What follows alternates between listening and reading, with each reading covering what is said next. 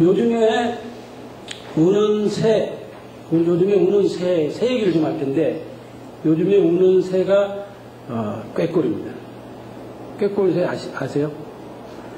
이 봄이 되면 처음에 우는 새가, 소쩍새입니다. 소쩍새는 아세요? 소쩍새 아세요? 네. 알면 안다고 말을 해야지. 소쩍 이렇게 우는 거죠. 소쩍궁 아니야. 진달래가 딱 필 때 옵니다. 그러니까 두견새라고도 하고, 소쩍새라고도 하고, 귀척도라고도 하고, 그러죠. 이게 진달래가 막 필 때 이렇게 울어요. 한 산에서 웁니다. 밤에 울지요. 소쩍새는 밤새입니다. 근데 사람들이 소쩍새를 낮에 울었다고 쓴 사람도 있어요. 소설 책을 보면. 그건 다 뻥이죠. 찔레꽃에는 벌이 안 달라듭니다. 찔레꽃이 굉장히 향기가 짙어요.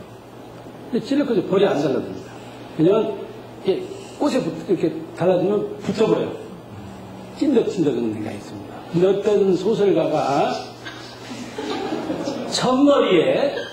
소설 첫머리에 찔레꽃에 벌들이 윙윙 날아들고 이런 식으로 그려 있어요. 그래서 그걸 읽다가 그 소설가에 전화를 했습니다. 선생님, 제가 알기로 찔레꽃에는 벌이 안 달라드는 걸로 알고 있는데 찔레꽃에서 벌이 왕왕 달라든다고 선생님 소설이 나왔대요. 그랬더니 깜짝 놀라더라고요.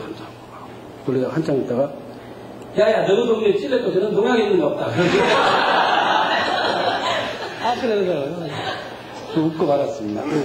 소쩍새가 이렇게 봄이 되면 진달래가 피면 이제 산에서 울기 시작하는데, 소쩍새가 처음 운 날 사람들이 이제 어머니가 그럽니다.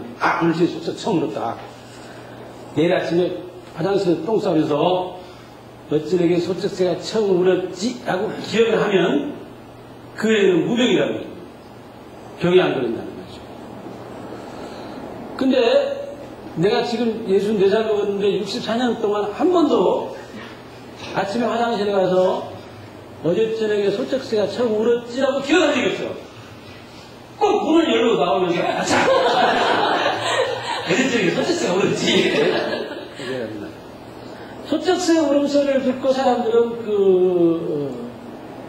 그 해의 농사를, 그 해의 그 흉년과 그 풍년을 이렇게 가늠을 했습니다. 점을 쳤죠.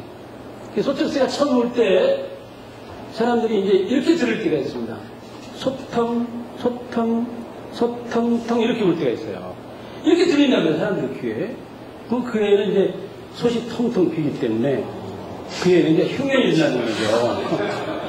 근데 그걸 억지로 이렇게 들을 수는 없는 거고 그냥 그렇게 들을 때가 있다는 거죠. 또 어떤 해에는 이렇게 운다는 거죠. 솥꽉,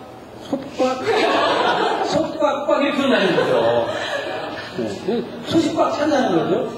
근데 사실은 소쩍새는 소쩍 이렇게 울어요. 그 사람들 귀에는 그렇게 들린다는 거죠. 근데 이제 소쩍새가 이제 이렇게 울면 이제 좀 쑥국새와 뻐국새가 오기 시작합니다. 소쩍새, 쑥국새, 뻐국새를 구분을 못해요. 시인 소설가들이 잘 못하는 사람들이 많습니다. 머슴새를 구분을 못하는 사람이 있고, 봄에 핀 꽃을 분명히 봄에 핀 꽃인데 가을에 또 펴놓고 그런 사람이 굉장히 많더라고요. 그러니까 쑥국새라든가 뻐국새는 쑥국이 생각나는 새입니다. 옛날에 흉년 때 이렇게 쑥국을 이렇게 그래도 배가 죽겠는데 그 새가 쑥국이라고 그러죠. 뻐국새는 떡국 이렇게 떡국 그렇게 돼요. 배가 죽겠는데 이렇게. 하여튼 그런 새들이 되게 이제 봄에 보릿고개 때 이렇게 울어서 사람들의 배고픔을 이렇게 더욱 이렇게 가속화시키는 배고픔을 더 하게 하는, 배고프게 하는 그런 새들이었습니다. 근데 이제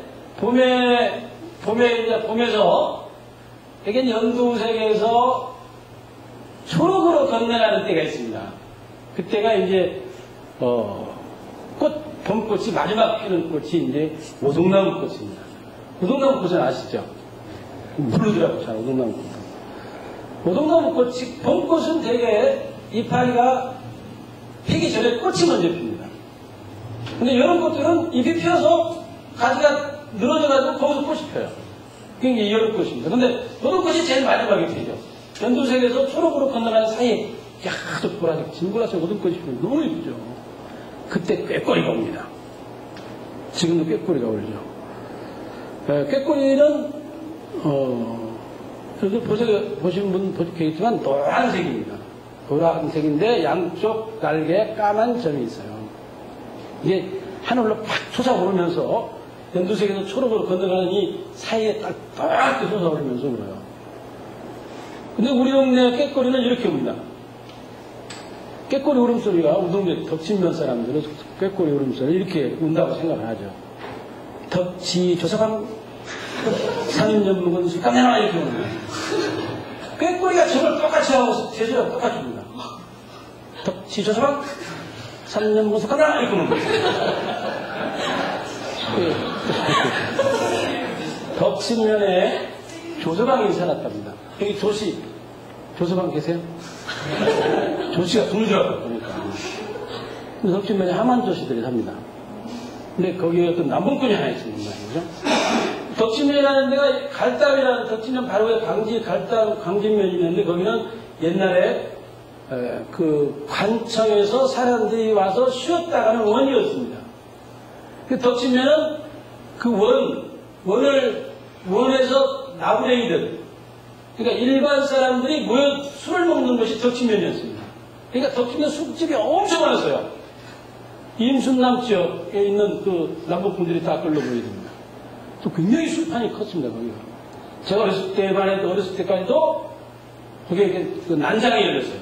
그럴 정도로 덕진면이 술꾼들이 많았죠. 술꾼들이 모여드는 곳입니다. 그런데 조그마한 주막들이 굉장히 많았어요.